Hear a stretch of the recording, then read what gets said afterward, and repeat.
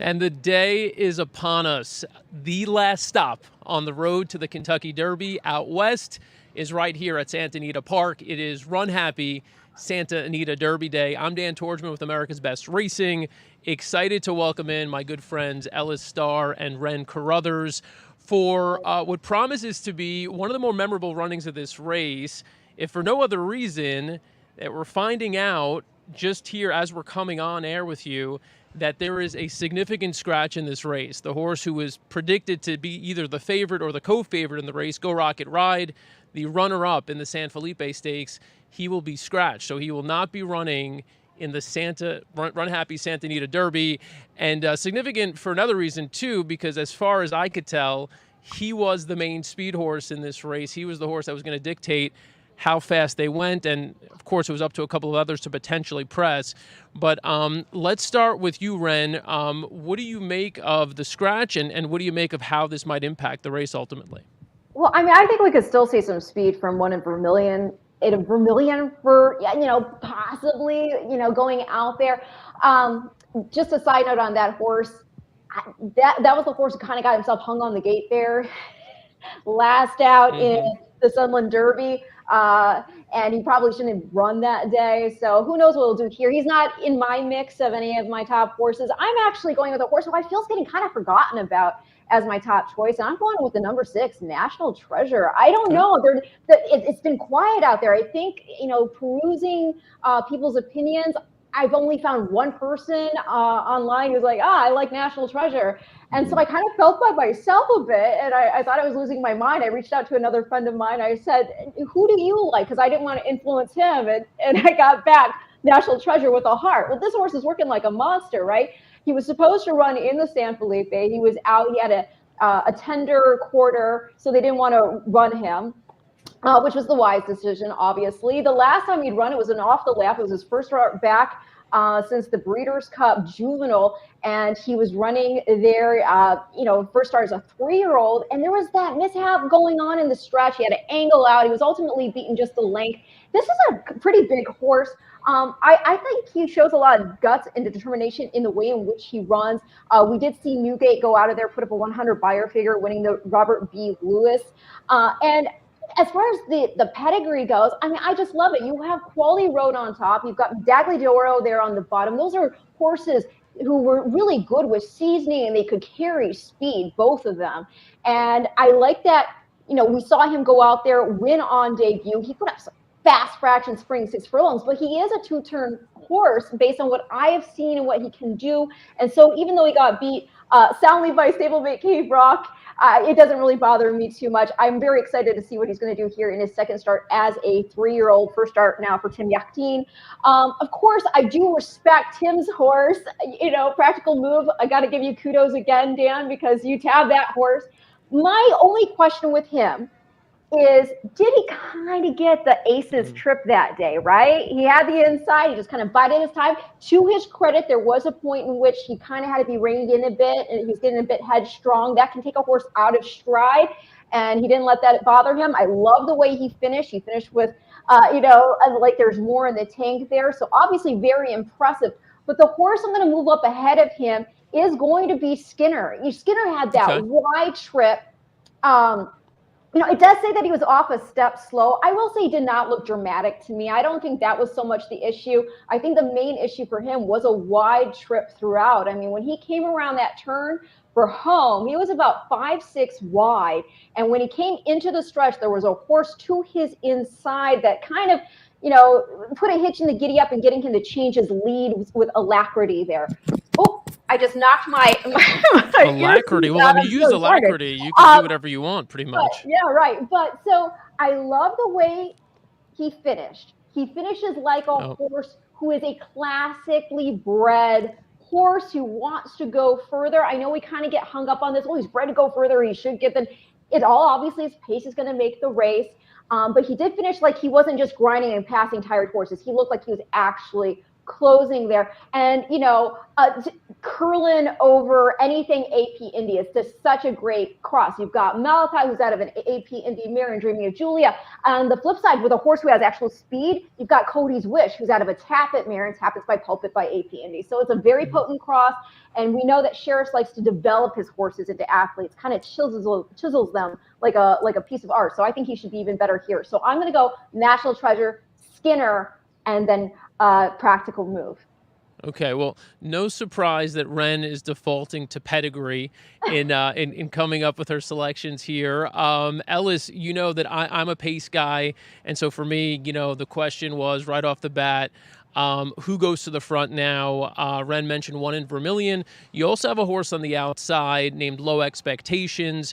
Jessica Pfeiffer, who's out here helping us out with some content, spoke with jockey Umberto Rispoli yesterday, and Rispoli basically confirmed that he was going to try to get to the front anyway. Now, without Go Rocket Ride, his move to the front should be all that much easier. The other one to look at potentially from a pace perspective is the first ever Japanese horse to run in the Santa Anita Derby, and that's Mandarin Hero. I watched a few of his replays. Has a bit of speed. He's generally forwardly placed, but not on the lead. So of that mix, where do you land in terms of how this pace unfolds? Well, you have to draw a line through one in Vermilion's last race. As Ren said, the horse was fractious, got caught in the gate, probably shouldn't have run. The route, the only two-turn race before that was wire to wire. There is absolutely no doubt in my mind that Barrios is going to use his position with two horses inside that don't have the same amount of early speed, and neither of them wears blinkers either. One Vermilion does, to go for the lead. Low Expectations did rate in the Sunland Derby. That was a race again that didn't have it had a fast pace, but not a sizzling fast pace, as would have been the case with One Vermilion, who ran that half mile in 46 and change before that. Low Expectations ran the same 46 and change in his starter allowance win, but he broke his maiden claim. I wouldn't give him much of a shot. So I think there's enough pace to go 46, 47, which sets up Skinner, who's my top pick by far now, perfectly. This is exactly what John Sheriff did 2 years ago in the Santa Anita Derby with Honor AP. He was third in the San Felipe, as Ren says. Sheriff takes his time. Third in the San Felipe, won this race, or second in the San Felipe, I should say. And this year, Skinner was third in the San Felipe, lengthened such behind Go Rocket Ride. Before that, he won his 3-year-old debut, first time, actually second time routing, but his other route was in the American Pharoah. He wasn't as mature as a 2-year-old he is at 3. And he's moved up really nicely from a 94 to a 103 echo-based speed figure. There's just everything I like about him. Curlin, of course, Nest, Malathat, Good Magic, Known Agenda, the 2021 Florida Derby winner. There's 9 and 10 furlongs written all over Skinner. Should absolutely love it. He was off a bit slow. You'll notice it in his maiden win when he broke, even though 6th of 7, he was 4 back, but he was dead last and 8 back at the first quarter in the San Felipe. If Espinosa gets up a little closer, maybe in this race now that we have 8 horses, maybe 4th or 5th, he'll be in a perfect spot. So I really like Skinner a lot here. It's my Santa Anita race today. I think I made him 2 to 1, but knowing the Go Rocket Rides out, I probably would have made him 9 to 5 as minimum odds. Practical Move, you have to use him on multi-race tickets and exacta box. He continues to improve. That was his first start off a layoff. He should run better. 108 figure is great. And as you mentioned, Mandarin Hero's the unknown here. Now, I watched his videos. I had a different take than you. I think he runs from much farther back than I like. And those were sandy tracks, so I'm not sure how he's going to. He made a decent move from 7th to 2nd, then kind of stalled, and then got going again late. We'll just have to see how Kazushi Kimura can ride him. And of course, Kimura did so well last year at Woodbine. He's impressed. He's done fairly well at Santa Anita with 10 wins. He's very consistent, too, because he has 10 wins, 9 seconds, and 15 thirds. This is a jockey you're definitely going to use in your trifectas. The other one, National Treasure, I'm going to take a knock on him completely. And sorry, Ren. It's okay. National Treasure. I'm about to disagree with both of you, so don't apologize. Okay, well, good. All I can say about National Treasure is when I see a running line for the last 3 calls, which of course is, about a quarter mile to go, an eighth mile to go and finish. National Treasure 333, 233, 222. This horse just doesn't have it mentally. He does not know what his job is to win a race. And, no offense, he's probably very talented, but he does not want to win a race. And so I'm not going to put him on my tickets. My play is going to be Skinner to win. Skinner over Practical Move, National Treasure, and Mandarin Hero in exactas and tries.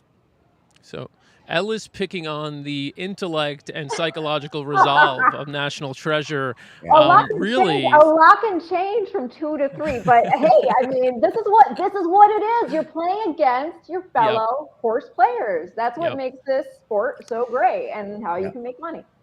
Yeah, and to your point, Ren, I mean, a lot can change even from early in the 3-year-old season to midway Yeah. through to the later part of the 3-year-old season. So, horses who today are not ready might be ready as we move into Breeders' Cup season later in the year. So, something to look out for. So, like I said, I would disagree with both of you respectfully. Ellis, I think you acknowledge Skinner is not a horse who breaks very well. He's generally, has a lot of work to do late. With the defection of Go Rocket Ride, I really don't see how he gets up. And Ren, I know you like him as well. I think he can potentially get points and get the points he needs to make it to the Derby. Maybe it's a horse you like in the Kentucky Derby. And speaking of points, you had Go Rocket Ride, who the reports we're seeing from our friends at FanDuel TV, he spiked a fever. And because he spiked a fever, he now is stuck at 20 points. And unless he comes back a week from now and ships out east, he's not going to have enough points to make it into the Kentucky Derby, which is unfortunate. Another horse with 20 points is Low Expectations on the outside. Rispoli said he's going to the front. I think you lose nothing by sending as hard as you can and hoping you can hang on. If you hang on for third, you probably have enough points to get into the Kentucky Derby. So there is that sort of maneuvering, and I think all of these connections are looking at that stuff and reassessing where they need to be. With a horse like Practical Move, doesn't need the points. We said the same thing about Forbidden Kingdom in this race last year, and unfortunately he ran so poorly and had so many issues there that he didn't even run in the Kentucky Derby. So nothing guaranteed. A lot can change here. By the end of the day, we might have a completely different picture. I'm going to give you my pick now, and I want you guys to come back at me. I'm going to go with the horse on the rail, the one horse. I don't get it. 20 to 1 I don't morning get line. it, Dan. I don't Look at get the it. connections. Redham Racing. It's Doug O'Neill, Mario Gutierrez. They've been here before. They've done this. This is a horse who's an improving horse. I watched the replay of his most recent race. It's maiden special weight. He beat the 2-horse Dazzle Me Silver, covered a lot more ground than the runner-up in that race, and he looked his best in the closing stages. This is the horse who I think is going to take a step forward. He's going to be able to save ground, obviously. He's on the rail. Yes, he's got to make a jump, but he's in that high 80 range when you're talking about buyers. The only horse in here who's, obviously clearly, better than the rest is Practical Move on those speed figures. If we expect Practical Move not to be fully cranked here because he doesn't need to be, if we expect maybe he regresses a little bit, or, Ren, to your point, if we expect he's not cut out for this distance or longer, right, which is what you told me last time, I think Practical Move doesn't win today. I think he hits the board, and I think for me, I don't get it as a horse who's improving for connections who have been here and who have done this before is an intriguing play for me at 20 to 1 in the morning line. How hard do you want me to come after you, Dan? As hard as you possibly can, my brother.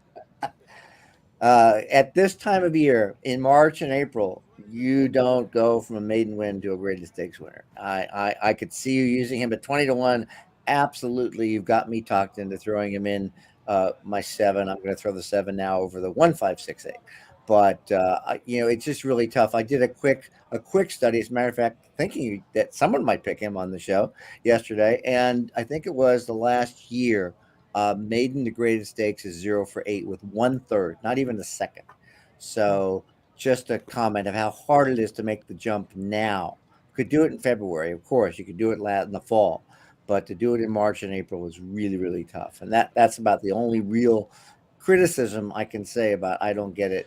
Not being able to win this race. That's fair, and for that reason, I wouldn't play him at anything less than 10 to 1. But if I'm going to get my price, I'm going to take a swing. And also just want to point out, in terms of watching replays, you go 2 back, take a look at what happened at the break when Skinner beat him in 2 races back. I don't get it. Essentially, almost fell to his face. I mean, he did. He stumbled out of the gate and still recovered, made a wide move, got up and finished 4th there, almost finished 3rd. I thought that was impressive to show that sort of, that resiliency or that bounce back and be able to recover from a move from adversity like that. So, Ren, what do you think? Is there anybody else in this field that we're missing? I mean, I don't think there's anybody we're missing, and I'm not going to knock you. Hey, you tabbed practical move last. Anything can happen in horse racing. It really can. The one thing I will say is that Doug has got to be tired. I saw him yesterday at Keeneland. So if he's there on hand in person to saddle, I'm sure he's tired. But yeah, I mean, at least you know that. I mean, the horse has got the pedigree to go along. He's won, going around the mile and the 16th. Am I using him? No, personally, I'm not. But I'm not going to knock you. But I mean, really, for me, the only question mark is Mander and Hero. It's really hard to make any sense necessarily of what their times are compared to our times. I mean, like Ellis was talking about, the track surface is much different. We do know how amazing their training program has been and what they've been doing internationally, right? I would lean toward this isn't going to be one of those instances where they get us again, but it could be, and I think it's a great honor that they've brought this horse over, and I'm very appreciative of that. Anytime that we can see a horse, come internationally and try to get into our hollowed Kentucky Derby gate is an amazing thing. And this one, I will say, just, for a fun note, Fuji Kiseki, the broodmare sire there, is a scion of Sunday Silence. And you always, love that, right? Harkening back to such a great horse who means a lot to us here in the United States, who's gone on to be so internationally influential. Just in case he runs a big race, I figured I should mention the horse Dazzle Me Silver, the 2-horse trained by Keith DeSormo, ridden by his brother Kent DeSormo. You see video of him in the morning, captured again by Jessica Pfeiffer. We thank her for that. And that's essentially your field. That's the makeup of this race here, the RUNHAPPY Santa Anita Derby. I think it's going to be a fun running of it. Post time for this race is 2:43 Pacific time, 5:43 on the East Coast. Looking around Santa Anita Park on this big weekend, there's an energy here, and we're super excited to be out here. Going to be a spectacular day of racing, which also includes a mandatory payout in the Pick 6, which starts in race 7 today. That's at 3:20 Pacific time. But before all that happens, it's the RUNHAPPY Santa Anita Derby, as I mentioned, at 2:43 Pacific time. The Santa Anita Derby, a lot of this stuff I'm sure Ren can recite off the top of her head because she's got that kind of memory. But for somebody like me, I had this written down. Since 2005, the Santa Anita Derby has produced 5 Kentucky Derby winners, the most recent being Justify. And in the past 50 years, 14 horses came out of the Santa Anita Derby and then went on to capture the Kentucky Derby. So obviously a fairly meaningful race on the road to Louisville. That's for sure. All right. Well, I'm going to thank Ellis. I'm going to thank Ren. And I want to thank you for tuning in. We'll have a lot more from Santa Anita Park throughout the day, so keep it right here, and we'll catch you a little later. It's America's original sport, and no one covers it better than americasbestracing.net. From the sport to the lifestyle, the best races, horses, and destination venues, cocktails, gambling, fashion, and more. americasbestracing.net is a sport for you.